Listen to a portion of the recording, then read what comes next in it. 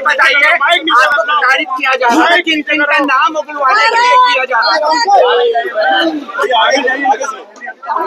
मुझसे मैंने पहले भी अपने इंटरव्यू में कहा है,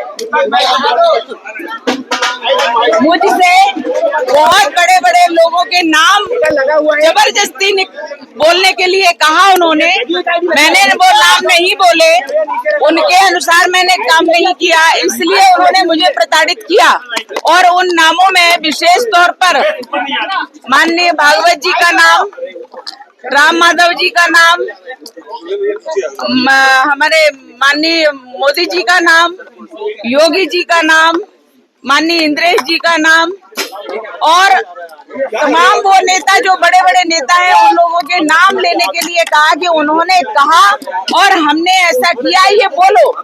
मैंने उनकी बात को नहीं सुना और ना ही माना, इसलिए उन्होंने मुझे प्रताड़ित किया। परमवीर को लेके क्या कहेंगे? परमवीर ने आपको 20 से 25 दिन प्रताड़ित किया और वही कांग्रेस में एटीएस का चीफ था जो परेशान कर रहा था। मैंने बार बार ये कहा है, बहुत ही निकृष्ट, बहुत ही अधम व्यक्ति है परमवीर सिंह, क्योंकि उसने हर सीमा पार की है, हर कानून को तोड़ा है और कानून से बाहर जाकर के उसने मुझे प्रताड़नाएं दी हैं। अकेले परमवीर सिंह ने नहीं, पूरे एटीएस के अधिकारियों ने प्रताड़ित किया है, पुरुषों ने प्रताड़ित किया है, हर कानून को तोड़ा है। उन्होंने मुझे गैर कानूनी 13 दिन तक रखा और 11 दिन की कस्टडी। इस प्रकार से मैं 24 दिनों तक पुलिस कस्टडी में रही और प्रताड़नाएं झेलती रही एटीएस की। जब आपको अरेस्ट किया था उस समय इंदौर, शाजापुर के कुछ और लोग जिन्हें अरेस्ट किया था, वो अब तक उन्होंने पूरे देश में एटीएस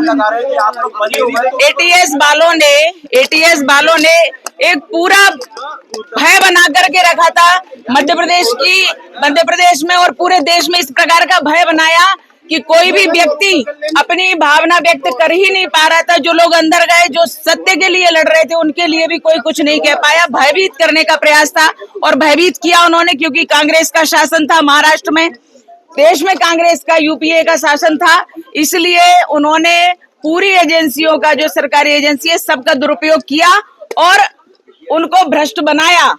ये पूरे यूपीए सरकार का काम था। कुछ लोग ऐसे जो इन्होंने प्रताड़नाएं दी एटीएस वालों ने, तो वो लोग अपनी जान गंवा दिए, यानी देश पर आहूत हो गए हैं। लेकिन उनके पत्नी को आज पता नहीं है कि उनकी डेड बॉडी कहाँ है, वो कहाँ है। उनकी पत्नी कहती है मैं सदवा हूँ या विधवा हूँ, मुझे कहिए जज साहब, बताइए मुझे।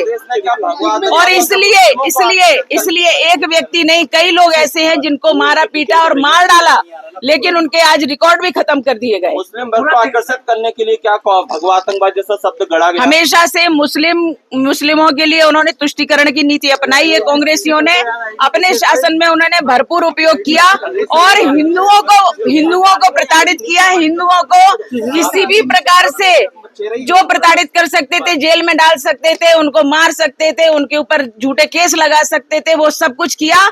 और देश के तो छोड़ो, भगवा को आतंकवाद कह दिया, हिंदुत्व को आतंकवाद कह दिया। ऐसी निकृष्टता, इतने निम्न स्तर की सोच कांग्रेस रखती है और कांग्रेस ने ये कुचक्र रचा और ये देशद्रोहिता में आता है। जिन्होंने भगवा को आतंकवाद कहा, आपको लेकर ऐसे सवाल उठा है, इतनी यातनाएं आपने चली, ऐसे लोगों के लिए क्या समझ? कोई बात नहीं। जो लोग इस प्रकार के षड्यंत्र किए, देश के विरुद्ध, धर्म के विरुद्ध, हिंदुत्व के विरुद्ध, जिस प्रकार से उन्होंने षड्यंत्र किए और इतने सभी लोगों को, सेना को उन्होंने टारगेट किया, संतों को टारगेट किया, संघ को टारगेट किया और इस प्रकार से टारगेट करके ये सब देशभक्त हैं, ये सब देशभक्त हट जाएंगे तो कांग्रेस का फुल फ्लैश शासन आ जाएगा, ये उनकी नीति थी।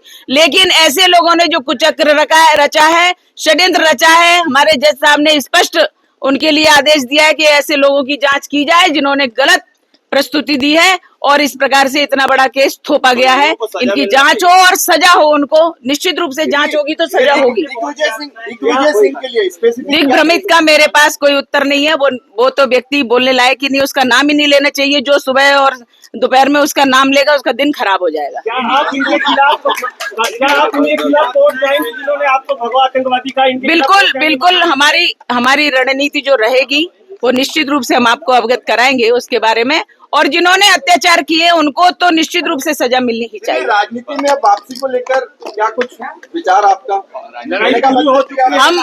हम राष्ट्रनीति करते हैं। तो राजनीति